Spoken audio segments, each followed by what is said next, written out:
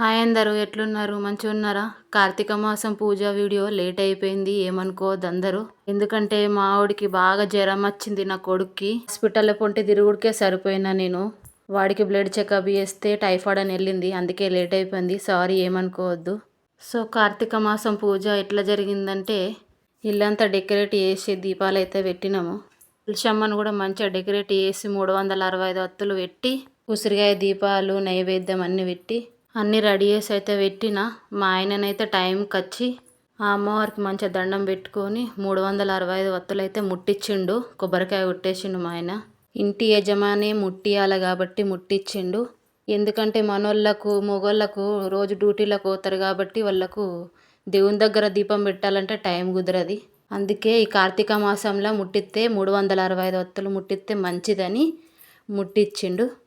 పూజనైతే అయిపోయింది. మా అపార్ట్మెంట్లో ఉన్నోళ్ళ ముత్తైదుల అందరికీ ఆయనాలకైతే పిలిచేసిన నేను. అందరైతే మంచిగా వచ్చిళ్ళు. వాళ్ళకు మంచిగా పసుపు బొట్టు కాళ్ళకు పసుపు పెట్టి మంచిగా వాయినాలు అయితే ఇచ్చేసిన. నన్ను కూడా మంచిగా ఆశీర్వదించిళ్ళు. నేనైతే ప్రతి కార్తీక మాసంలోనైతే ఇట్లా 5గురికా 9 మందికా 11 మందికా అట్లా నేను తాంబూలం అయితే ఇస్తా. సో పూజనైతే ఇట్లా జరిగింది. మంచిగా అనిపించింది మాకైతే. నేను చేసిన డెకరేట్ పూజ ఎట్లున్నదో కామెంట్ చేయండి please.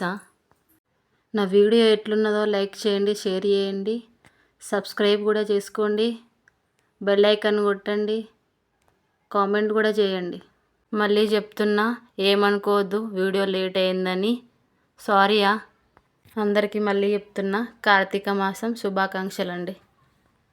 Thank you for watching. Bye. అన్నట్టుండోయ్ నా చీర ఎట్లున్నదో అది కూడా కామెంట్ చేయండి అబ్బా ప్లీజా. Okay bye.